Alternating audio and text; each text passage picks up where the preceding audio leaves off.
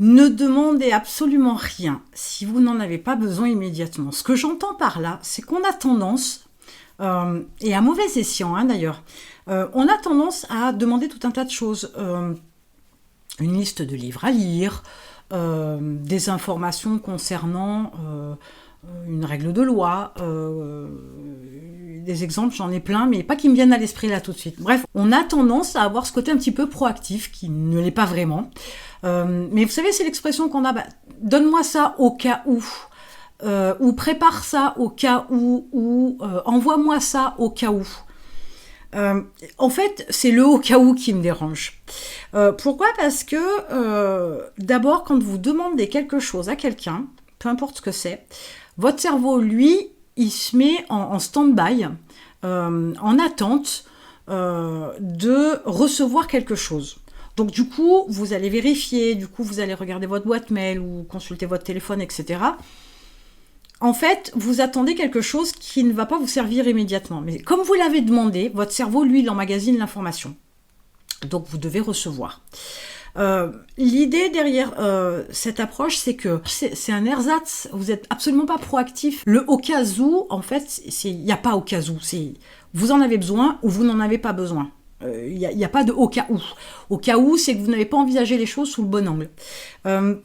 L'idée, c'est que vous avez tendance à demander tout un tas de choses, tout un tas d'informations, tout un tas de requêtes comme ça qui sont faites vis-à-vis de tiers, peu importe ce que c'est, salariés, prestataires, fournisseurs, peu importe, même dans votre entourage à titre perso.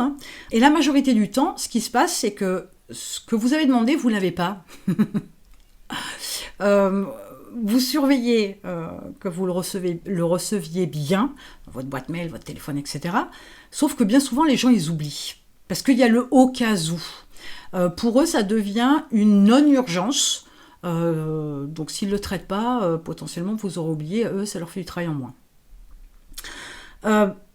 Mais ce qu'il y a surtout, c'est que vous êtes sur une démarche où vous cherchez une information que vous n'allez pas utiliser immédiatement. Et c'est là où c'est quelque chose qu'il ne faut pas faire. Il y a tellement de distractions, il y a tellement d'opportunités de sortir de votre chemin, il y a tellement d'opportunités d'être interrompu dans vos actions, vos tâches au quotidien et de faire autre chose et de ne pas arriver à finir sous ce que vous aviez décidé de faire pour la journée, etc. C'est une distraction supplémentaire. Donc, si vous n'avez pas besoin de l'info, ok, vous ne la demandez pas.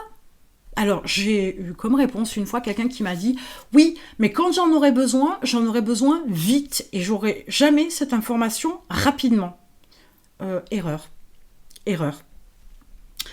Pourquoi ? Parce que dans l'idée, si vous avez besoin, par exemple, un document fait en urgence, pour pas dire dans l'heure qui arrive, et que vous auriez pu le demander avant, certes.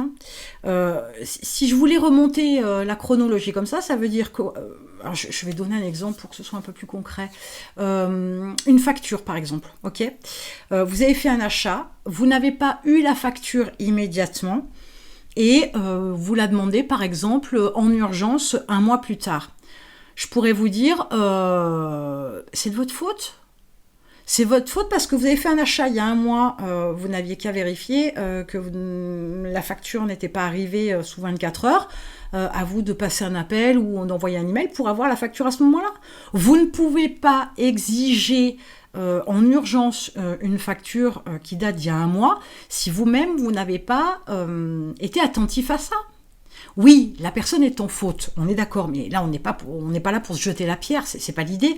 L'idée est que si vous aviez vérifié de suite, vous l'auriez aujourd'hui et donc vous pourriez la transmettre à votre comptable, par exemple, si je prends cet exemple-là. Donc, il est malheureusement dans le comportement de beaucoup d'entrepreneurs, voilà, ce truc, envoyez-moi l'information au cas où. Mais ce que j'ai aussi entendu, c'est, vous pouvez me renvoyer le devis, par exemple ? Mais je vous l'ai envoyé il y a un mois. Oui, mais je ne sais pas ce que j'en ai fait. C'est pas mon problème. Ce n'est pas mon problème. Vous me l'avez demandé il y a un mois, je vous l'ai envoyé. Si vous le perdez, c'est plus mon problème. vous le renvoyez bien évidemment, j'entends bien, mais comprenez que moi j'en suis arrivée à un stade où il m'est arrivé de dire non, je peux pas vous le fournir. Ou de toute façon, faut que je le refasse parce qu'il y a un délai de validité sur le devis et que un mois plus tard, le délai de validité il est terminé, donc il faut que je refasse le devis. C'est important aussi de voir à quel point ce manque de discipline, d'organisation, etc., peut vous faire perdre du temps, peut vous mettre dans des situations désagréables, peut vous mettre en porte-à-faux, peu importe à quel fournisseur, ça n'a pas d'importance. Mais c'est un exemple parmi tant d'autres, une fois de plus, il y en a une extrêmement grande quantité. Les gens, ils ont aussi leur planning, ils ont aussi leurs obligations. Vous ne pouvez pas non plus exiger que les gens se mettent au garde à vous dès l'instant où vous leur demandez quelque chose. Mais surtout, l'idée, c'est ne demandez que ce dont vous avez besoin maintenant. Ne demandez que ce qui va vous servir là quasi instantanément. Sinon, ça ne sert à rien. Vous stockez des choses complètement inutiles. Vous perdez du temps à demander et vous perdez du temps à vérifier que vous avez reçu ce que vous avez demandé. Donc limitez-vous à ce dont vous avez besoin maintenant. Alors, je voudrais faire juste un petit pas de côté comme ça, un petit parallèle. Cette approche-là, elle vaut aussi, par exemple, j'ai eu un client qui s'est lancé, avant de commencer avec moi, qui s'est lancé dans une formation en comptabilité d'une année, je crois.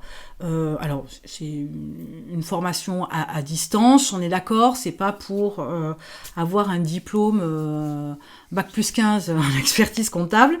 Mais l'idée, c'était de pouvoir tout comprendre et la faire lui-même.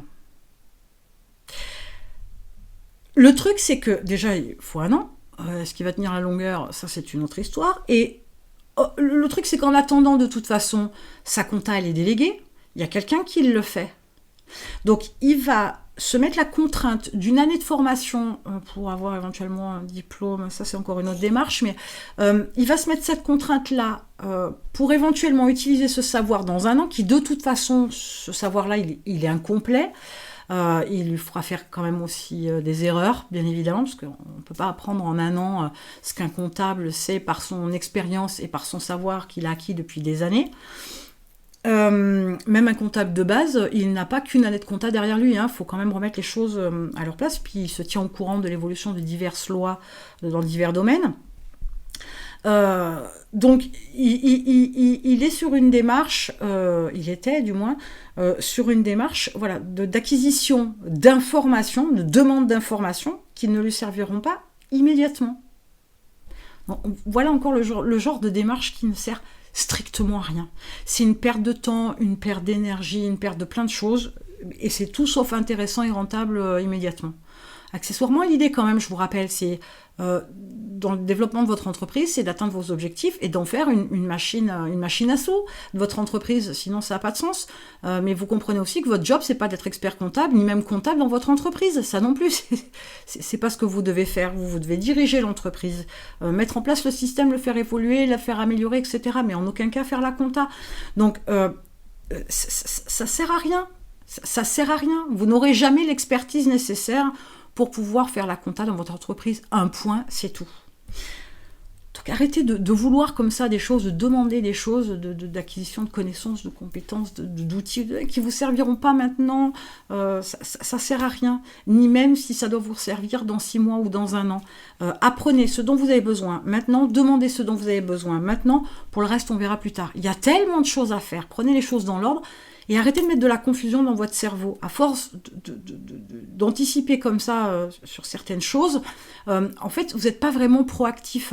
C'est juste que vous cherchez à sécuriser au cas où, alors que le au cas où peut-être n'arrivera jamais pour plein de raisons. Vous voulez vous barder histoire de ne pas vous retrouver dans la panade plus tard. Sauf que c'est pas pour autant que vous échapperez à la panade plus tard. Restez sur ce dont vous avez besoin dans l'immédiat. En attendant, pour travailler mindset et business, parce que c'est nécessaire, et que votre business n'ira que plus vite si vous travaillez aussi votre mindset, vous avez dans la description un lien pour l'expérience Mindset 365. C'est 365 jours sur lesquels vous allez travailler avec des exercices, des passages à l'action, des réflexions, de la mise en place de certaines stratégies, etc. Donc mindset et business, pour accélérer le mouvement dans votre entreprise, pour vous développer plus vite et développer aussi votre entreprise plus rapidement. Et en attendant, je vous retrouve de l'autre côté.